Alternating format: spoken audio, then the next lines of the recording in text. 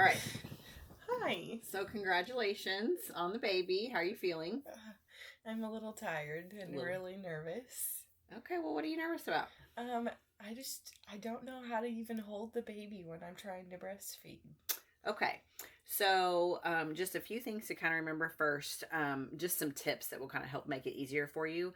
First of all, skin to skin. So, like right now, until the baby like really learns, how to do this, and you get comfortable with it, and you learn how to do it, the best thing is just to do skin to skin. Okay. So you want to, strip the baby down to just its diaper, and then, if you can, just pull your shirt up or off or however, and put the baby skin to skin, and then you guys can cover yourselves up with a blanket. That's fine. So then the other thing that you want to do, there's a few different positions, but probably one of the easiest is just the cross cradle hold whenever you're just learning how to breastfeed. And so this is your baby. Oh, what a cute little baby. So the thing that you want to do is you always want to keep the whole front side of the baby turned up against you. Okay, so we say belly to belly. So the baby's belly to your belly. Does that make sense? Mm-hmm. Because like if you try to think about like if when you eat like this. You don't eat with your head turned. So get the baby flipped where they're facing you. Okay. The next thing you want to do is line up the baby's nose with your nipple. Okay. And so whenever you touch the baby's like mouth with your nipple, they will start like rooting around and looking for it. And when you see him open his mouth great big, you want to put him on to the breast. Okay. Don't ever try to lean into the baby. You want to bring the baby to you. Okay. And then you want to get as much of the areola in the baby's mouth as possible. And so when that baby gets a good latch, if you keep his nipple and his nose and your nipple lined up, that keeps him back here to where his nose isn't buried, in your breast. So, does that make sense? So, how do I know if he's latching?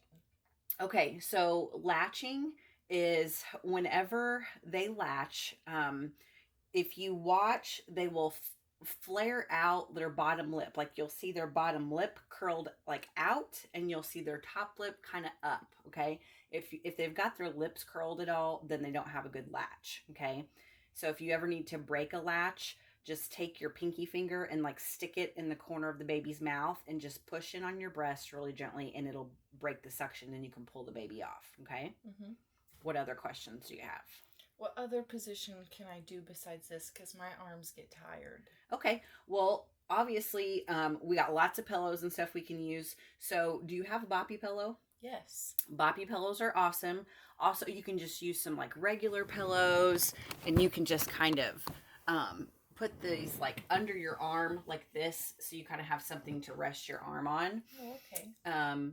The other thing is there's something called the football hold, and so if you went to hold the baby like this, where you kind of have the baby's head in your hands and their body is back here, kind of laying on your arm right here, and then you can do it like this. Okay. There's also a side lying, but the thing is just kind of just play with it a little bit and see what feels comfortable to you. Okay. What else? How do you know if the baby's done? Okay, so they have what we call like feeding cues. So whenever they start to tell you that they're hungry, before they even cry, they'll like root around. They're like moving their little head around, and they've got their mouth open. They look like a little bird that's trying to find food. They'll make little sucking noises with their mouth. If you touch their mouth, they'll try to, find your finger. They'll just move around and squirm. And then if we miss those feeding cues, then you will see the crying and stuff like that. So, and then like how you know they're full is if you watch them when they're first hungry, their little hands are in fists like this, and their body can be kind of tense. And then once they get full, they'll relax and they'll kind of open up their hands a little bit.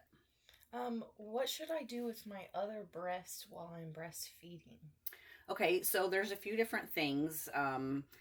I call them contraptions that you can use. There's one thing called like a haka, and it's kind of like it's like a suction device that you put on, and it just kind of stays here, and it will catch all the excess milk that's dripping from the other breasts whenever you're nursing on the other side. They have those. They have little cup things that can go in your bra. There's lots of different things, so it's really just kind of trying a few of them out and figuring out what works best for you. Okay. And how often should I switch breasts? So you want to switch breasts each time you feed. So when you feed this time, you're going to feed on this breast. And then the next time you'll start on the other side. Okay, so you'll just switch back and forth. As the baby grows and gets older and eats more, you probably will have to do both breasts in one sitting. But right now, his little tummy is only about the size of a marble. And so he's just going to probably need one side for a few days until your milk comes in. If I breastfeed on one side and it doesn't take enough, do I have to pump? Not really in these first few weeks. Just let the baby get used to, nursing and you guys kind of getting on a schedule. And then once you feel like the routine is a little bit more established and your second milk has come in, then we can kind of talk about a pumping schedule. But the baby actually gets milk out of you better than a pump does. Oh, okay. All right. All right. Sounds good.